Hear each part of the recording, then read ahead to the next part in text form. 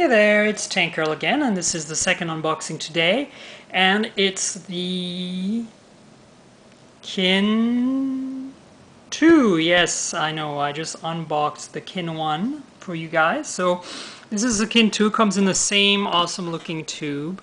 I am in macro mode here, so I can't show you the whole thing on the camera, but as you can see here, it's a black box instead of a white one, and it says here Windows Phone, Verizon, and Sharp, just like the other one. And here it's the Kin 2, which is the big one of the two with 8 gigabytes of storage and an 8 megapixel camera. So let's get started and open this up. And inside here is the same little capsule that has a rubber band holding it together, as you can see. So just slide this off and see if I can make this happen. There we go. Ta-da! This changes things. Perhaps not, but... Oh, and look, it's been turned on already. So, let me show you what's under here. You have the accessories, and let's focus on the documents once again. You've seen this if you've seen the Kin 1. Basically, get a bunch of paperwork under here. It's like getting started guide, a Zune Pass subscription here. It says that you can get 14 days of Zune music, and then you have the Kin 2 product safety and warranty guide.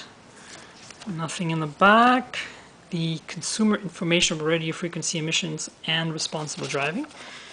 You know, there's a little Verizon logo and important customer information. And once again, I would recommend that manufacturers maybe get rid of this wasted paper and give us instead some screens we see at startup that could, you know, take care of this legal stuff. So let's have a look in the box here. As far as accessories go, it's the same AC adapter as the Kin 1. It's USB, very small, shiny, and it's got a nice little Kin logo there.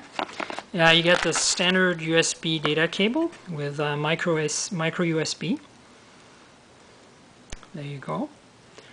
And you have a headset, which is again probably the same exact headset as the Kin 1.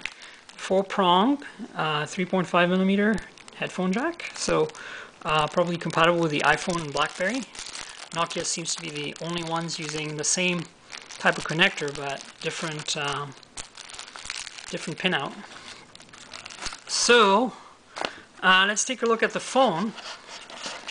I'm going to see if I can turn it off, perhaps, so that we can start from scratch and turn off. So let's give you a quick tour of this device. I would rather start without the screen on, but hey. So there's a button down here, there we go. And you get the screen, and I have a little earpiece at the top, right there. And then this headphone jack, which is kind of recessed in this really unfortunate and rather ugly way.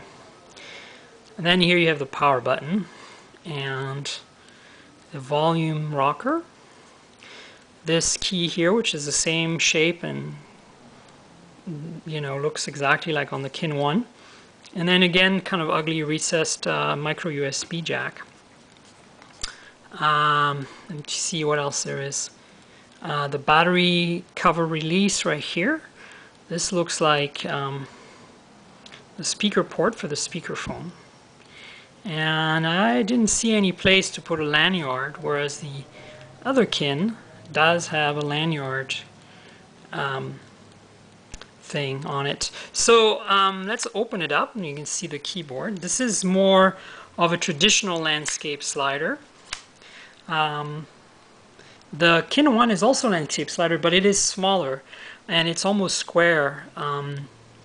So the keys here are flat. There's no concave layout like on the Kin 1. And the slider also slides pretty much parallel to the keyboard. See if the autofocus will kick in. So that pretty much shows you the outside. Of course, there's the 8 megapixel camera back here with the flash, the Kin logo. Let me take the battery cover off, right there, and let's have a look inside. So all you really have is the battery, the camera, and of course the speaker, which is ported outward.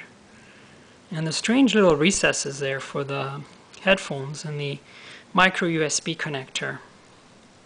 So anyway, it was on in the box, but let me turn it back on and see where we get. Power button is on this side right here. And of course, this is how you want it. So while it's booting, as a comparison, here's the Kin 1. As you can see, they are very similar in thickness.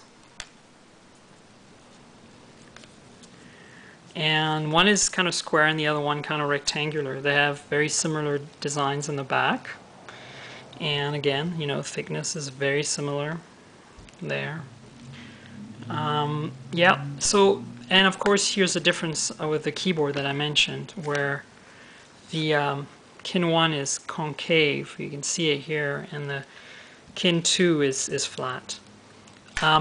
Compared to an iPhone now, just for size, it's a little smaller than the iPhone, a little narrower and a little shorter, but thickness is where the iPhone clearly wins. Let me show you that. There we go.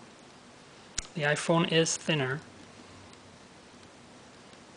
And that's it right there. So we're on the startup screen, and I want to try this out. So this here gives you the choice between Spanish and English. So let me pick English. And here it wants to tells me that you know, start typing my name, etc., etc. So I'm not going to do this right now. I think I'm going to maybe make another video for that.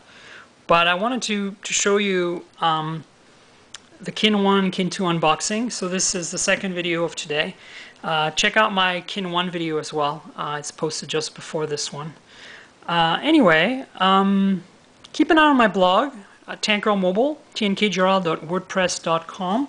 I'll be covering both the Kin 1 and Kin 2 on my blog with probably a camera review, etc.